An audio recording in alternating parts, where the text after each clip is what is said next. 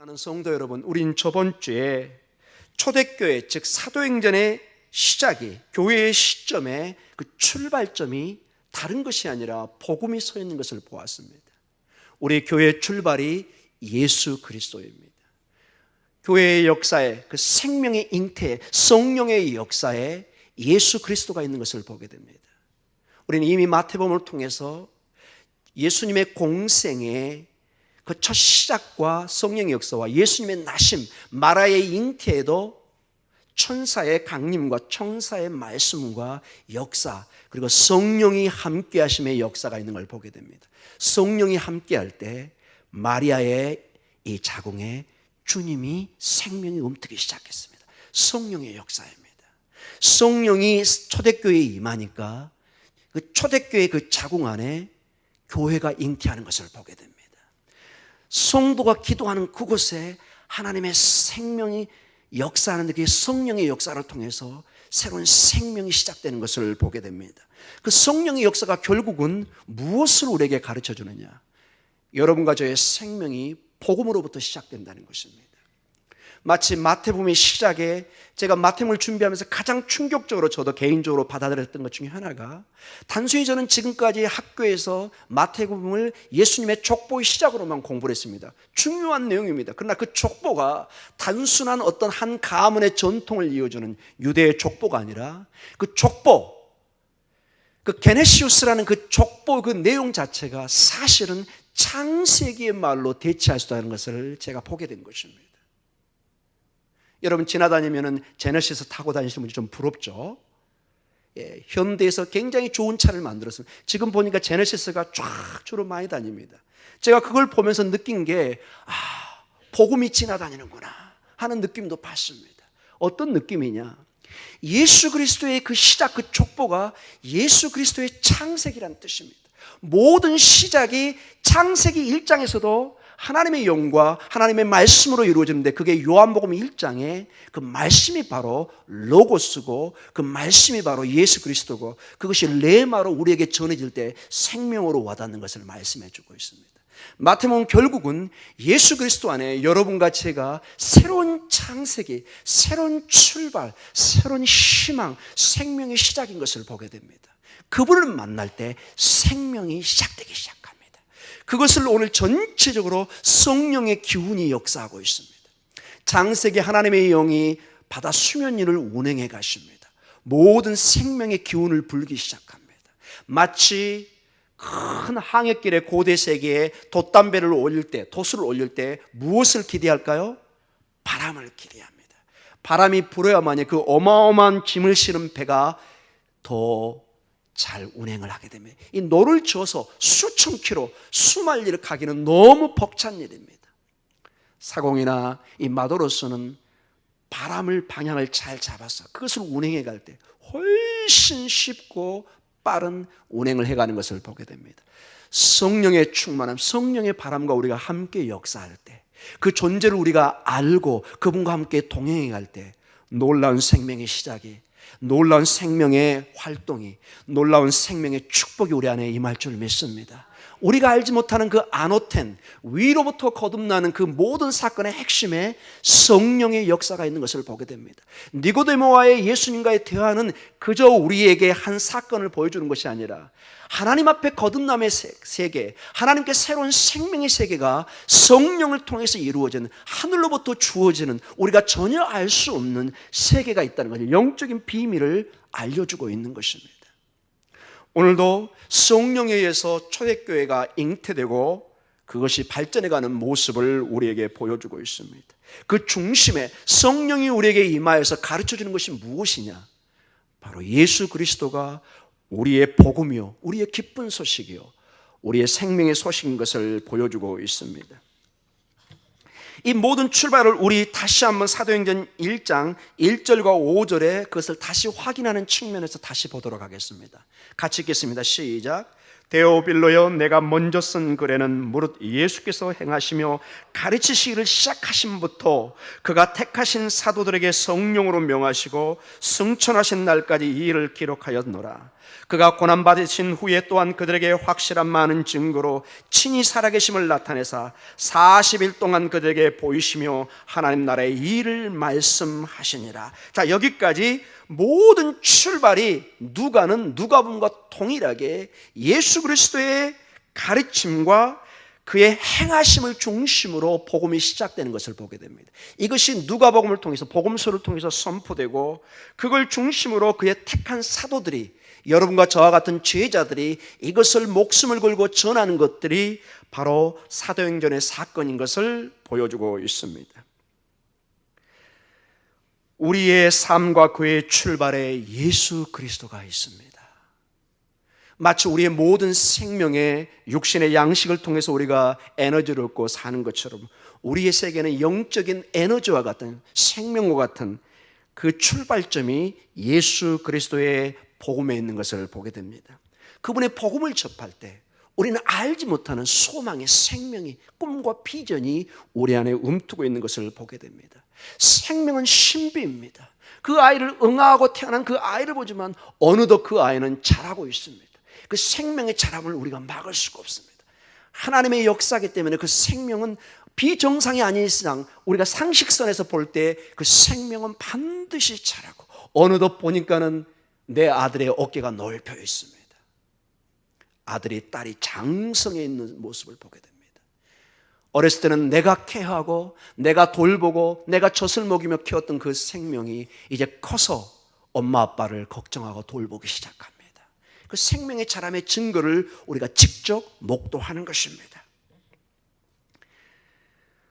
우리 주님의 죽으심과 십자가의 죽으심과 그 부활의 기초를 두고 이 교회가, 초대교회가 출발하는데, 이 모든 일에, 그 증인의 삶에 오늘 성령이 연결되는 것을 보게 됩니다.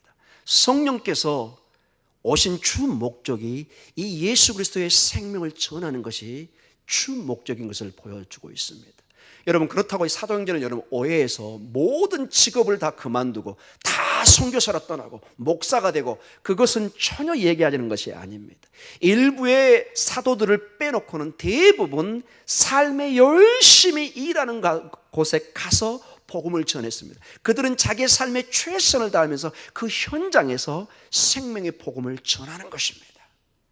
이것을 혹시나 오해해서 무조건 다 신학교에 보내고 무조건 다 선교사로 가고, 이것은 전혀 성경을 잘못 이해한 것입니다. 우리 중에 특수하게 하나님이 선택해서 선교사와 목사와 이걸 택한 경우도 있습니다. 그러나 대부분 18은 그 삶의 현장에서 최선을 다해서 일하는 가운데 하나님 나라의 일들을 삶의 현장에서, 가정에서, 직장에서, 사업장에서 하게 되는 것을 보게 됩니다. 이런 모든 일들을 성령을 기다리는 가운데 이 일을 준비하라고 얘기하고 있습니다. 우리 사도행전 1장 4절과 5절을 다시 한번 보고 우리 본문으로 들어가도록 하겠습니다. 4절부터 읽습니다. 시작. 사도와 함께 모이사 그들에게 분부하여 이르시되 예루살렘을 떠나지 말고 내게서 들은 바 아버지께서 약속하신 것을 기다리라. 요한은 물로 세례를 베풀었으나 너희는 맨날이 못되어 성령으로 세례를 받으리라 하셨느니라. 아멘. 아버지의 약속한 것을 너희가 기다리라고 그럽니다. 하나님의 일은 기다림이라고 저번 주에 마지막 제 설교를 제가 그렇게 마쳤습니다. 하나님의 일은 내가 함부로 때를 정해서 하는 것이 아니라, 때로는 내가 하나님이 진짜 때를 얻든지 못 얻든지 하지만 어떤 중요한 하나님의 카이로스의 때가 있습니다. 크로노스하고 카이로스의 큰 차이를 제가 말씀드렸습니다. 오늘도 그것이 나옵니다. 하나님의 일상적인 삶 속에 하나님이 개입하는 시간이 있습니다. 큰 하나님의 역사들. 이것은 우리가 기다리면서 성령께서 함께 우리와 이 일들을 해가는 것을 기다리라고 말씀하십니다. 요한은 물로 세례를 줬습니다. 이제 더 이상 물에서 헤엄치는 것이 아니라 좀 더 영적으로 성령의 충만함 속에 너희가 푹 빠져들라고 말씀을 주고 있습니다. 그러한 가운데 오늘 본문의 말씀이 주어집니다. 좀 더 구체적으로 성령의 사역이 어떻게 어느 지역을 구체적으로 이루게 하는 것인가를 보여주고 있습니다. 우리 사도행전 1장 6절에서 8절을 다시 한번 읽도록 하겠습니다. 6절에서 8절 말씀입니다. 그들이 모였을 때 예수께 여쭈어 이르되 주께서 이스라엘 나라를 회복하심이 이때니까 하니 이르시되 때와 시기는 아버지께서 자기의 권한에 두셨으나 너희가 알 바 아니요 오직 성령이 너희에게 임하시면 너희가 권능을 받고 예루살렘과 온 유대와 사마리아 땅끝까지로 내 증인이 되리라 하시니라. 아멘. 사도행전 전체 가장 중요한 구절을 지목하라. 여러 개가 있겠지만 가장 중요한 구절 중에 하나가 8절입니다. 오직 성령이 너희에게 임하시면 너희가 권능을 받고 예루살렘과 온 유대와 사마리아 땅까지로 내 증인이 되리라 하시리라. 증인의 삶입니다. 자, 첫 번째로 우리가 살펴볼 게 오늘 성령의 임재를 통해서 받는 증인의 삶입니다. 이 증인이 한마디로 이 말투스란 뜻입니다. 즉 이 뜻은 말투, 순교자와 동일한 언어였습니다. 여러분 아마 익히 많이 들었던 용어일 것입니다. 증인이 된다는 건 그 당시 2000년 전에는 순교자와 동일한 말이었습니다. 이 복음을 전하는 곳에서는 목숨을 내놔야 되는 그런 어려운 상황인 것을 보게 됩니다.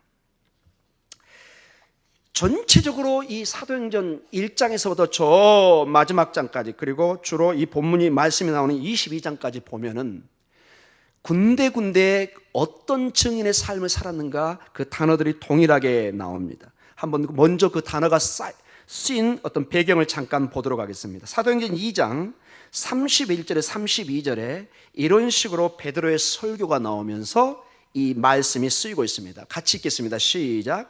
미리 본고로 그리스도의 부활을 말하되 그가 음부의 버름이 되지 않고 그의 육신이 썩음을 당하지 아니하시리라 하더니 이 예수를 하나님이 살리신지라 우리가 다 이 일의 증인이로다. 증인으로서 이 눈으로 목격한 것을 전하는 증인의 삶을 사는 것을 보게 됩니다. 이게 조금 더 발전해서 그 유명한 사도행전 3장 14절에서 15절의 말씀을 보여주고 있습니다. 우리 같이 한번 읽어보도록 하겠습니다. 시작. 너희가 거룩하고 의로운 일을 거부하고 도리어 살인한 사람을 놓아주기를 구하여 생명의 주를 죽였도다. 그러나 하나님이 죽은 자 가운데서 그를 살리셨으니 우리가 이 일의 증인이라.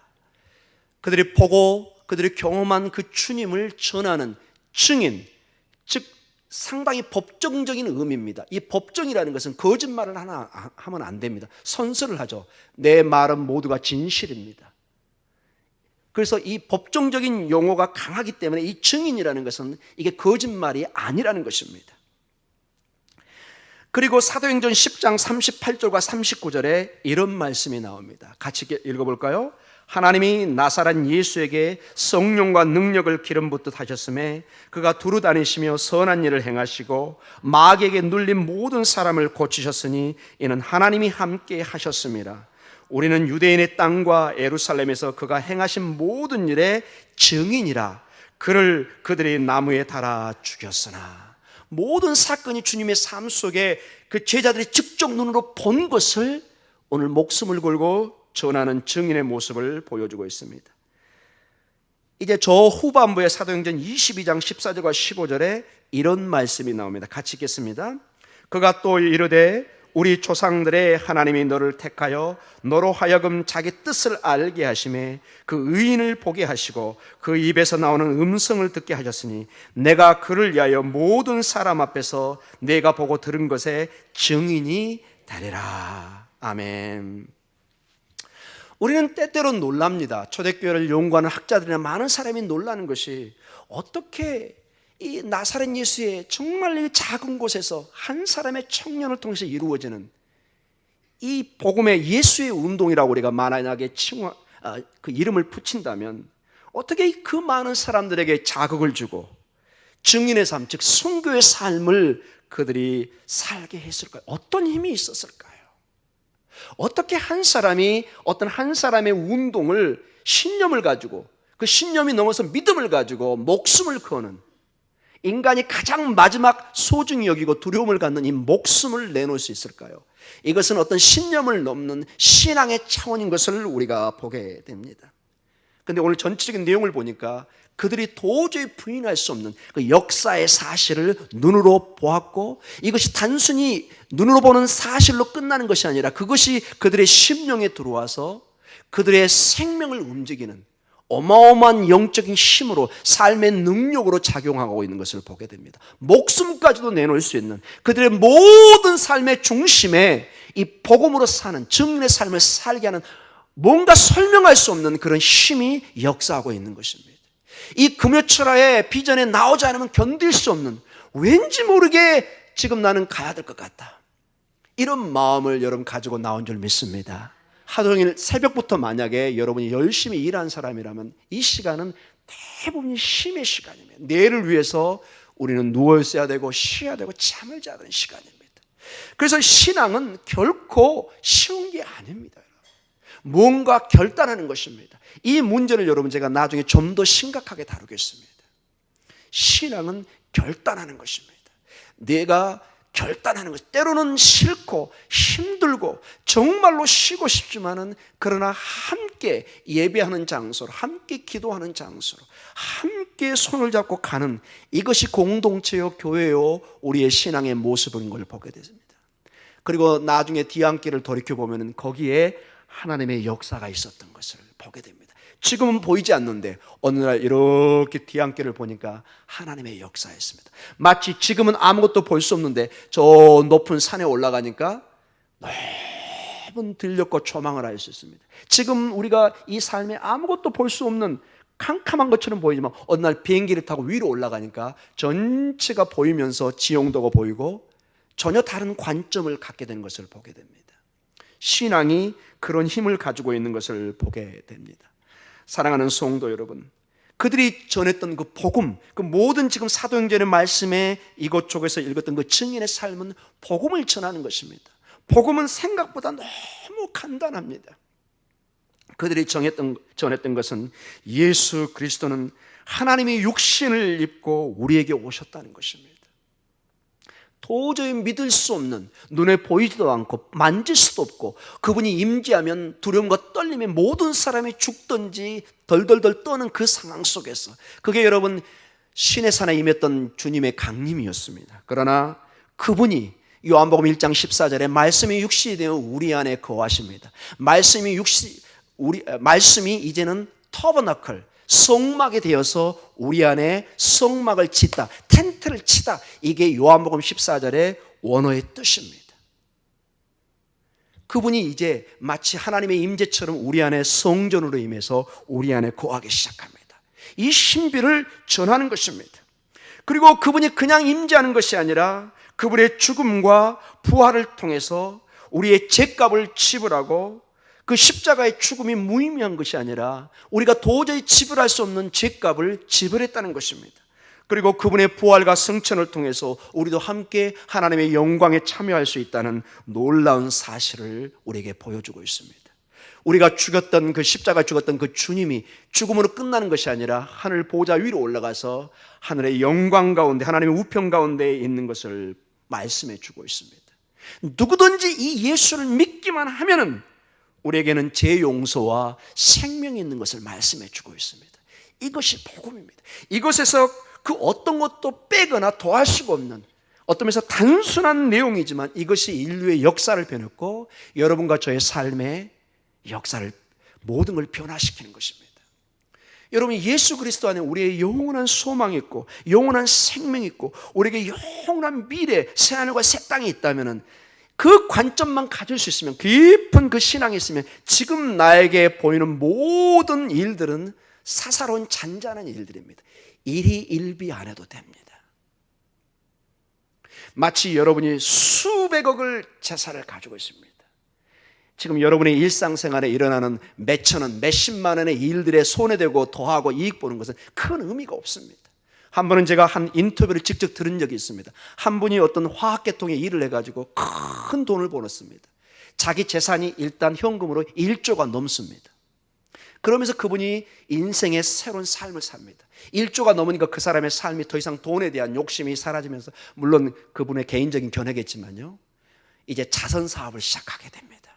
그 사업을 계속 하지만은 모든 그 돈들의 상당 부분을 사회에 환원하기 시작합니다. 마치 빌 게이츠나 여러 그 외국의 유명한 그 자선 사업가처럼 그 많은 돈을 그대로 간직하는 것이 아니라 90% 이상을 세상에 나중에 내가 죽으면 헌납하겠다, 이런 식으로 이렇게 적는 모습을 봅니다. 그분이 얘기가 중에 하나가 그거였습니다. 처음에는 돈을 벌기 위해서 밤잠을 설쳐가며 모든 에너지를 쏟았는데 1조가 넘어가는 걸 보면서 이제 돈이 개념이 이제는 전혀 달라지는 것을 자기가 느낀다는 말을 했습니다. 사랑하는 성도 여러분, 그 1조 가진 사람에게 여기에 일어나는 몇천 원, 몇십만 원, 몇백만 원에 이르는 큰 의미가 없습니다. 이미 그 경계를 차원을 뛰어넘어 버렸습니다. 새하늘과 새 땅이 우리 안에 꽉 차고 나가오면은 우리에게 다가오는 어떤 작은 일들, 작은 일은 사실은 아니지만 그 모든 일을 다른 각도로 볼 수 있습니다.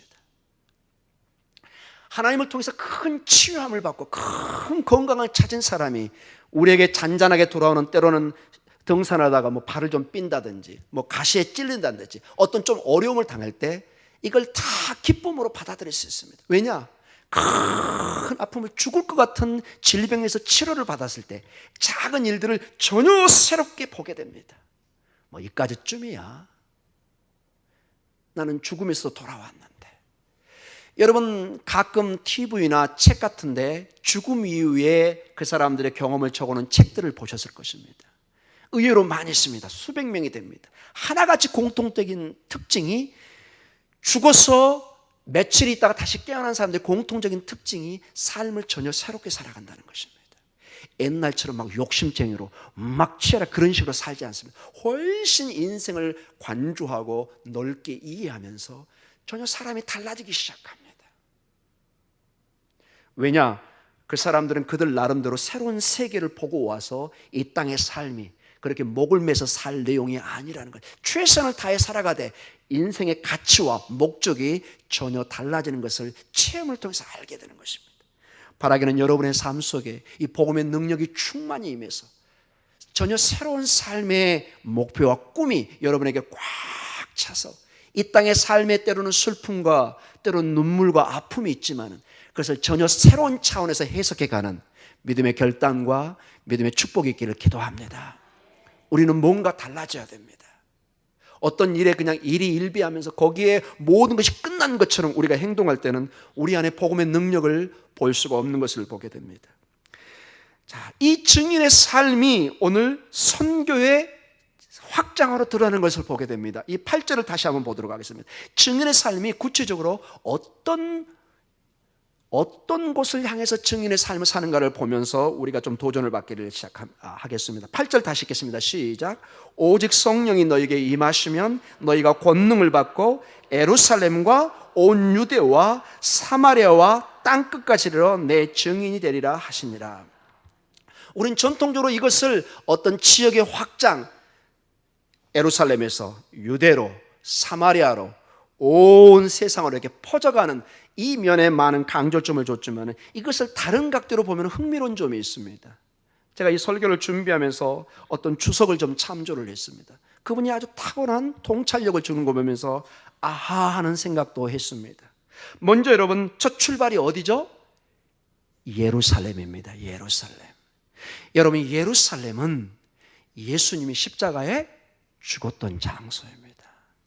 결코 복음을 기쁨으로 전할 만할 장소가 아닙니다. 내 주님이 피를 흘리며 죽었던 곳입니다. 저주를 받은 곳입니다. 여러분, 신명기 21장 23절에 나무에 달린 자마다 하나님의 저주를 받은 자다, 이런 신명기, 유대인 중에 가장 중요한 법전이 있는 신명기에 이 말씀이 있습니다. 모든 사람이 저주를 받아 죽어야 되는 그 일을, 이 신명기의 예언의 말씀을 주님이 직접 저주를 받으면서 죄값을 치르는 것입니다. 그러나 어떤 면에서 그래서 이 예루살렘은 그렇게 행복한 장소가 아닙니다. 죽음의 장소요, 멸망의 장소요, 저주받은 장소입니다. 그러나 그곳에서 하나님이 복음의 복음의 출발을 시작하라고 얘기합니다. 어디서부터요? 예루살렘에서. 어디서부터요? 예루살렘에서. 여러분의 가장 슬픔의 장소에서, 희망이 보이지 않는 장소에서 복음이 시작되는 것입니다. 새로운 창세기가 시작되는 것입니다. 창세기는 어떤 멋진 곳에서 시작되는 것이 아니라 도저히 불가능해 보이는, 마치 무에서 유가 창조듯이 생명이 오는 그곳에 새로운 생명이 창조되듯이 오늘 예루살렘에서 주님이 십자가에 달렸던 그곳에서, 불가능한 그곳에서, 저주의 땅에서 생명의 땅으로 변해가는 것을 보여주고 있습니다. 그 다음에 어디죠? 온 유대입니다. 온 유대. 이 온 유대는 갈릴리를 포함한 온 지역입니다. 유대 지역입니다. 여러분, 온 유대는 어떤 곳이죠? 예수님의 사역에 복음을 전하고 천국의 기쁜 소식을 전했는데 대부분의 사람은 주님의 메시지를 어떻게 했죠? 거절했습니다. 여러분. 소돔과 고모라가 대표적인 것처럼 거라사 지역, 가버나움 지역, 나중에 하나님이 저주를 퍼붓는 것을 보여주고 있습니다. 너희가 소돔과 고모라도 내 얘기를 이만큼 전했으면 그들이 회개할 텐데 너희는 그보다 못하다고 말씀한 지역입니다. 예수님의 말씀을 거절했던 그곳에 다시 제자들을 통해서 뭘 하게 하여요? 증인의 삶을 다시 그곳으로 보냅니다. 끝나는 것이 아니라 다시 그곳에 보내서 생명의 복음을 전하라고 말씀하고 계십니다. 그 다음에 어떤 지역이죠? 사마리아 지역입니다. 여러분, 이 사마리아 지역은 순수한 유대인이 사는 곳이 아닙니다. 한마디로 섞인 곳입니다. 지금이야 우리가 다문화 가정을 통해서 다 환영하지만 여러분, 40년, 50년 전에 우리가 다문화와 결혼한다고 그러면 굉장히 놀랍니다. 여러분, 우리 특별히 이 단임 민족으로 사는 우리에게 외국인과 결혼하는 것은 상당히 도전적인 일입니다. 지금은 물론 그게 많이 변했지만은 제 얘기는 한 40년, 50년, 60년 전에 여러분의 며느리가 저 동남아에 누가 온다고 생각할 때 여러분 어떨까요? 여러분의 사이가 쉽지 않습니다. 여러분, 깜짝깜짝 놀랍니다. 여러분, 그러나 지금은 그게 많이 변한 걸 보게 됩니다. 마찬가지로 이 사마리아는 늘 이스라엘과 유대 지역과 갈등을 일으켰던 곳입니다. 사마리탄이라고 특별한 민족이 살던 그곳입니다. 그러나 오늘 첫 복음의 대상에서 제외된 것이 아니라 사마리아에 하나님의 말씀을 전하게 하는 그런 놀라운 역사가 일어납니다. 그 다음에 어떤 지역이 나오죠? 땅끝입니다. 땅끝. 이게 전통적으로 이방 지역을 얘기합니다. 여러분, 이방 지역은 유대 문헌에 의하면은 우리 이방인 여러분과 저는, 우리는 본능적으로 믿음 안에 있기 때문에 우리가 아브라함의 후손이고 우리는 이방이라는 생각이 안 듭니다. 그렇죠? 믿음의 자손이고. 그러나 냉정하게 살펴보니까 여러분과 저는 유대인에 의하면 지옥의 땔감입니다. 전혀 희망이 없습니다. 돌 감람나무입니다. 우리는 순간적으로 내가 참 감람나무인 줄 알고 있었지만 사도 바울의 그 기록을 로마서 보니까 우리는 돌 감람나무입니다. 버려지는 존재였습니다. 순수한 하나님의 은혜로 우리가 참 감람나무에 접붙임을 당했습니다. 하나님의 생명을 입은 것입니다. 그 이방인에게, 여기서 이방은 어떤 면에서 로마 지역도 말할 수 있는 것이죠. 로마는 지금 강력하게 이스라엘을 억압하고 확대하고, 마치 우리 일제강점기 때 일본에 가서 일제 그 순사들에게 복음을 전하는 것과 동일한 그런 마음을 여러분, 그보다 더한 것이라고 생각해도 과언이 아닙니다. 그러나 복음은 모든 장벽을 깨고 전해야 되는 그런 것입니다. 이거는 어떤 면에서 영적인 혁명을 얘기합니다. 한 번도 유대인들이 꿈꾸지 않았던 영적인 혁명, 사회적 통념을 깨는 것입니다. 민족적으로 참으로 어려운 지역을 말씀해 주고 있습니다. 한 번도 유대인의 신학에 공식적으로 이런 내용이 그들에게 환영하고 받아들였던 적은 없습니다. 그들의 메시아 다윗 왕국의 회복은 전혀 이런 것과 다른 것입니다. 다윗 왕국의 후손이, 즉 메시아 다윗의 그 후손이 한 왕이 와서 노마를 물찌르고 발로 짓밟고 이스라엘의 회복, 강력한 국가로 이루어진, 이것이 하나님의 나라였지, 이런 식으로 세상에 나아가서 이방인들에게 저 사마리아에 복음을 전하는, 이건 단 한 번도 생각해 본 적이 없는 내용입니다. 여러분, 성령이 임하셔서 증인이 되면은 우리가 생각할 수 없는 복음의 확장과 복음의 열매들이 일어나고 있는 것을 보게 됩니다. 이곳까지, 목동 중앙교회까지, 이 모기동까지 복음이 전해져서 우리가 모여 있습니다. 얼마나 놀라운 일입니까, 여러분? 이것은 기적 중에 기적인 것입니다. 이러한 일들이 여러분 사도행전에 보니까 구체적으로 지역에 일어납니다. 일단 여러분 예루살렘에서 베드로가 이 복음이 이 일이 진행되면 이제 2장, 3장, 4장으로 가면은 복음을 전하니까 하루에 몇 명씩이요? 3,000명씩 구원을 받아서 나옵니다. 이 예루살렘은 여러분 가장 복음을 반대하고 주님을 죽이기까지 반대했던 지역입니다. 근데 성령의 바람이 부니까 사람들의 심령이 예수 그리스도가 누군가를 알게 되며 3,000명 여러분. 별로 반응이 약하시죠 여러분? 3,000명 어마어마한 숫자입니다 여러분. 지금도 여러분 우리 교회에 일어난다면 어마어마한 일이고, 갑자기 내일 제가 방송에 막 나오고 인터넷에 나오고 신통방통한 목사가 있다고 막 소문나기 시작합니다. 2000년에 3,000명은 여러분 지금의 3만 명보다 더한 것입니다. 더구나 여러분 평양에서 지금 김정은이 통치하는 거기에 만약에 이런 일이 일어난다면 얼마나 놀랄 일입니까? 그와 비슷한 지역, 그 당시 예루살렘은 모든 로마와 종교 지도자들이 막 죽이고 학대했던 그런 곳입니다. 그곳에 3,000명의 역사가 일어납니다. 복음은 불가능을 가능하게 합니다. 우리가 상상할 수 없는 일을 일으키기 시작합니다. 갑자기 두려워하는 사람이 목숨 걸고 그냥 나가는 거예요. 복음을 전하는 거예요. 근데 이 지도자들이 감히 이 사람들 잡지를 못해요. 왜? 그 영적인 두려움 때문에 이거 잡아야 되는데 이거 아닌데 하는데 그냥 놔두는 거예요. 왜? 하나님의 때가 아니기 때문에 함부로 터치를 못합니다. 엄숙한 하나님의 영적인 임재가 있기 때문에 로마 군인들도 종교 지도자들도 어떻게 터치를 못해요. 하나님의 때가, 하나님의 그 보호하심이 있기 때문에 그런 역사가 일어납니다. 저는 바라기는 여러분의 증인의 삶에, 복음의 삶에 하나님의 그 임재와 때로는 세상이 두려워하는 역사가 있기를 원합니다. 때로는 어떤 세상에 우리를 함부로 대하는 모습도 보게 됩니다. 물론 우리는 다 참아내야 됩니다. 그러나 하나님의 살아계심이 여러분을 통해서 나타나는 그런 역사도 있기를 기도합니다. 그 다음에 여러분, 이 빌립이 저 사마리아 지역에서 복음을 전하는 그 이디오피아의 내시를 복음을 전하는 내용도 나옵니다. 사도행전 8장 4절 5절에 이런 내용이 나옵니다. 같이 한번 볼까요? 시작. 그 흩어진 사람들이 둘을 다니며 복음의 말씀을 전할세 빌립이 어디에요? 사마리아 성에 내려가 그리스도를 백성에게 전파하니. 자, 그대로 성령의 충만함이 이루어지니까 8장쯤에 가니까 사마리아에 복음을 전하고 막 생명이 일어나기 시작합니다. 심지어는 여러분 빌립보서 4장 22절에 보니까 로마 황제 시저에 그의 부엌에 있는 사람들까지 복음이 전해지는 것을 우리가 그 흔적을 이렇게 볼 수가 있습니다. 로마까지 가서 복음이 전해집니다. 우리 빌립보서 4장 21절과 22절에 아주 흥미로운 구절이 나옵니다. 같이 읽겠습니다. 그리스도 예수 안에 있는 성도에게 각각 문안하라. 나와 함께 있는 형제들이 너에게 문안하고 모든 성도들이 너에게 문안하되 특히 가이사의 집 사람들 중 몇이시니라. 아멘. 이 사람들이 누구냐? 그 가이사의 집에 부엌에서 일했던 사람입니다. 복음이 로마까지 진행해 땅끝까지 이르러 복음의 증인들이 일어나고 있습니다. 이 1장 8절의 그 역사가 실질적으로 이제 이루어지고 있는 것입니다. 마지막으로 우리가 볼 것이 이 힘, 능력입니다. 능력. 우리 사도행전 1장 7절과 8절을 같이 한번 보도록 하겠습니다. 7절과 8절 시작.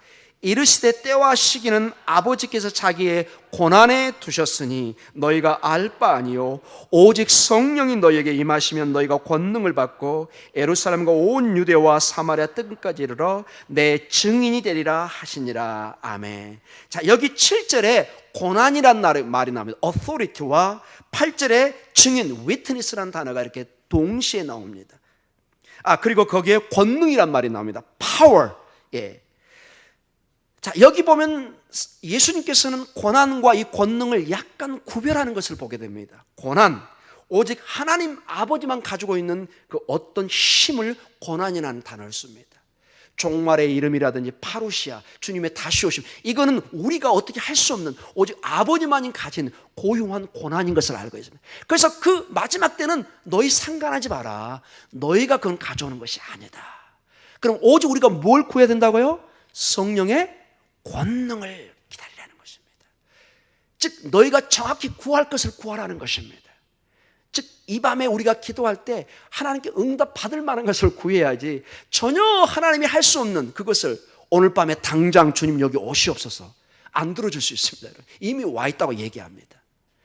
다시 파루시아 재림의 역사가, 마란타의 역사가 오늘 밤 당장 보여주십시오, 안 들어줄 수 있습니다.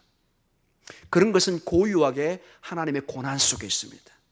그러나 여기서 능력, 이 권능은 뭘까요? 따라해볼까요? 디나미스라는 것입니다. 디나미스입니다. 여기서 여러분 그 유명한 다이너마이트가 여기서 왔습니다. 여러분 지금이야 뭐 원자탄이나 큰 폭탄이 있어서 뭐 비교가 안 되지만 19세기에 노벨이 만들었던 그 다이너마이트, 모든 이 폭발에 가장 큰 힘을 가졌던 힘을 다이너마이트라고 했습니다. 바위를 깨트리고 탄광에 일을 할 때 다이너마이트가 지금도 있어야 그걸 터뜨리고 갱을 팔 수 있는 큰 힘을 가졌던 이 힘, 이 능력을 다이너마이트, 디나미스란 말을 썼습니다. 이 능력이 디나미스고 여기서 다이너마이트라는, 즉 마치 이 다이너마이트처럼 큰 힘을 내기 위해서 성령의 충만함을 받으라고 말씀하고 계십니다. 우리의 일상적인 우리의 경험과 일로는 이 일들을 감당하기 힘들다는 것입니다. 뭔가 하나님께서 함께 능력을 주시지 않으면 이 증인의 삶을, 절대로 우리 힘으로 가서 순교의 삶을, 증인의 삶을 살 수 없다는 것입니다. 여러분 솔직히 맨정신으로 어떻게 세상에 가서 갑자기 여러분의 형님과 또 누구 있죠? 여러분의 친척이 가서 예수 믿고 천국 가십시오, 예수님만이 영원한 생명입니다, 자네 그거 어떻게 믿는가? 그저 믿어집니다. 이게 잘 안 됩니다, 여러분. 이거 맨정신으로 이게 이해가 안 가는 내용입니다. 어떻게 한 사람을 통해서 영원한 생명이 있고 영원한 구원이 있다는 것을 어떻게 인간적으로 믿어집니까? 오직 성령의 역사에만이 그 마음을 치면서 주 예수를 믿으라, 너와 내 집이 구원을 받으리라, 이런 놀라운 사건이 믿어지기 시작하는 것입니다. 사랑하는 성도 여러분, 이 문제를 제가 고민하면서 어떻게 이 문제를 풀어갈까 하다가 이것을 한번 모성애와 비교하는 것을 한번 제가 고민해 봤습니다. 제가 남자라 여성의 그 모성애를 다 이해할 수는 없지만은 어느 정도 이해한다고 전제하고 다른 여성의 모성애를 한번 가져와서 이 문제를 한번 정리해 보았습니다. 여러분 이 성령의 임재를, 충만함을 좀 깊게 이해하는 차원에서 한번 봐주시기 바랍니다. 자, 성령의 충만함을 통해서 우리가 믿음을 가지고 이제 열심히 이 증인의 삶을 삽니다. 근데 여러분 성령의 충만함 그러면은 우리가 전혀 다른 성령을 또다시 받아야 되냐, 이게 아니라는 것입니다. 우리는 예수를 믿는 순간 성령의 충만함을 받은 것입니다. 예수의 이 모든 믿음이, 이 복음의 믿음이 성령이 아니고는 우리가 믿어질 수가 없는 것입니다. 여기 앉아 있는 것도 성령께서 우리에게 마음에 감동을 주시고 믿음을 주셔서 이 자리에 앉아 있는 것입니다. 이미 성령의 충만함을 받은 것입니다. 아멘, 아멘입니다. 그러면 여기서 말하는 성령의 충만, 성령의 능력을 또 무엇을 말할까요? 자, 이것을 제가 한번 모성애라는 여러분이 가장 고민하는, 가장 이해할 수 있는 부분을 한번 따왔습니다. 여러분 모성애, 여러분 어떻게 생각하시죠? 어떻게 정리하시죠? 모성애. 이걸 사전을 봤더니 어머니가 본능적으로 아이에게 갖는 마음이라고 그럽니다. 본능적으로 핏덩을 향한 그 마음, 저는 충분히 그 사전적인 의미를 받아들입니다. 그 마음이 분명히 있습니다. 내 자식을 향한, 핏덩이를 향한 그 마음, 이것이 모성애라는 것입니다. 그런데 어떤 엄마의 얘기를 제가 한번 찾아보았습니다. 그분은 모성애를 조금 더 발전시켜서 살펴보았습니다. 모성애란, 그분이 이렇게 얘기를 하고 있습니다. 진정한 모성애란 여자로 태어나서 마음 한구석에 같이 키워지는 것도 아니고, 낳는다고 생기는 것도 아니고, 교육받는다고 생기는 것도 아니다. 이 세상에서 같이 시간을 보내고 같이 부딪히고 책임을 지고 때로는 의무감으로 어깨에 짊어지는 그 순간부터 같이 자라나는 마음이다. 즉 이분은 모성애를 본능의 마음과 동시에 어머니가 때로는 싫지만은, 정말로 힘들고 어렵지만은 내 자식이기 때문에 보내는 시간과 때로는 의무감으로 깨어서 새벽 3시에 4시에 정말 힘들지만 일어서서 밥을 먹이고 쭈쭈를 먹이고 그 가운데 그 고생하는 가운데 마음이 생긴다는 것입니다. 이분이 솔직하게 이걸 적어놓은 것입니다. 생각만 해도 가슴이 아려지고 생각만 해도 사랑스러워지는 어떤 대가도 바라지 않고 자기의 삶을 스스로 갖고 나가는 그렇게 커가는 모습만 보여주면 감사스러운 내 어깨가 점점 작아지고 내 아이의 어깨가 점점 넓어지는 그런 모습을 보는 것만으로도 행복해지는 그저 같이 자라나는 마음이 모성애이다. 이렇게 적어놨습니다. 많은 사람이 저는 이 두 가지를 봅니다. 모성애는 저는 그래서 두 면이 있다고 봅니다. 내 자녀를 향한 본능적인 마음과 동시에 때로는 싫지만 힘들지만 여러분 솔직히 3시 4시에 콜콜하다 아기가 울었을 때 여러분 솔직히 한번 얘기해 주십시오. 기쁨으로 아기를 키우셨습니까? 어떠신가요? 차마 대답은 못 하시겠죠. 근데 우리 교회 누구누구의 그 내용을 보니까 지금 굉장히 힘들어하는 모습도 있습니다. 우리 애기는 왜 자꾸 울지? 왜 자꾸 방귀를 뀌지? 왜 이렇게 칭얼대지? 왜 이렇게 새벽마다 깨지? 엄마의 첫 경험으로서 도저히 감당하기 힘든 저기 그 조산원에서 다 봐주다가 어느 날 이제 전체를 내가 안고 키워야 됩니다. 힘듭니다. 근데 그 아이를 안고 부딪히고 시간을 배우고 또는 새벽에 일어나서 같이 울고 막 병원에 가야 되나 지금 있어야 되나 어떻게 해야 되나 막 고민하고 막 약국도 뛰어가보고 병원도 가보고 이런 가운데 어느 날 모르게 내 마음에 엄마의 마음이 자리 잡고 있다는 것입니다. 그 과정이 다 합쳐져서 모성애라는 것으로 변하고 있다는 것입니다. 사랑하는 성도 여러분, 여러분 성령의 충만함이 여러분 갑자기 막 어떤 막 힘이 떨어져서 갑자기 내가 막 로봇으로 확 변하고 이렇게 생각하면 여러분 거의 그렇게 못 봤습니다. 극히 일부 외에는 그런 성령의 충만은 임하지 않습니다. 오히려 반대로 어머니가 그 아이를 키우면서 때로는 고생하고 짜증나고 솔직히 힘들고 정말로 이 인생의 선물인지 만약에 짐인지 모를 정도로 다가오는 그런 순간이 있지만은 때로는 엄마의 의무감 속에 키우는 가운데 어느 날 보니까는 이 아이가 이제 보이지 않으면 이제 못 견디기 시작합니다. 우리 신앙도 여러분 어떻게 생각하십니까?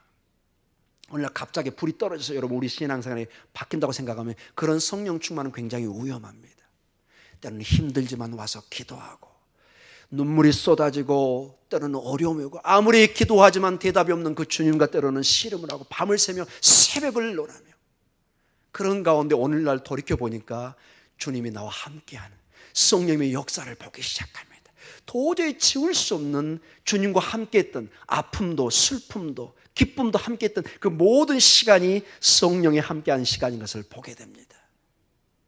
때로는 말할 수 없는 가정의 문제들, 남편의 문제, 아내의 문제, 자녀의 문제, 몸부림치며 기도하며 때로는 건강의 문제, 재정의 문제, 모든 것이 죽을 것 같이 지났지만 돌이켜보니까 하나님의 은혜인 것을 보고 하나님의 인도하신 것을 보게 됩니다. 지금은 이해되지 않지만 하나님께서 역사인 것을 보게 됩니다.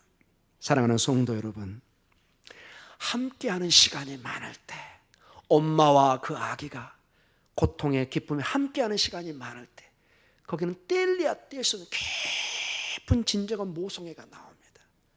우리의 신앙도 주님과 시간을 많이 가질 때 바쁜 시간이면 쪼개서 우리 주님과 함께 기도하고 함께 예배하고 찬송하는 시간이 많아질수록 이 시간이 많아질수록 우리 안에 성령의 충만이 더해질 줄 믿습니다.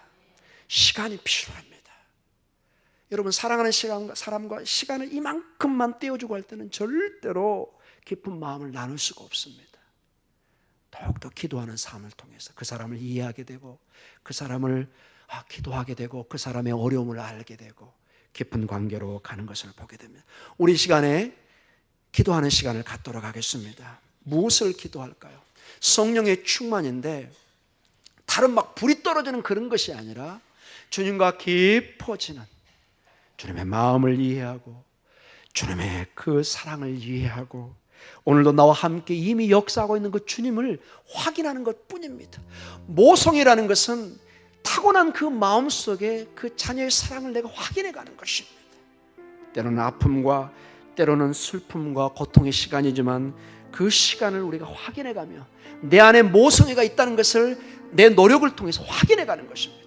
주님이 이미 임재해 계시지만 우리의 기도를 통해서, 예배를 통해서 우리가 그것을 확인하는 것입니다. 우리 성령님을 다시 일깨우는 것입니다. 주님, 내 안에 이미 임재해 있는 그 하나님이 오늘도 다시 나에게 힘을 주게 해 주시옵소서. 다시 그분과 동행하게 해 주시옵소서. 주님, 내 안에 다시 역사해 주시옵소서.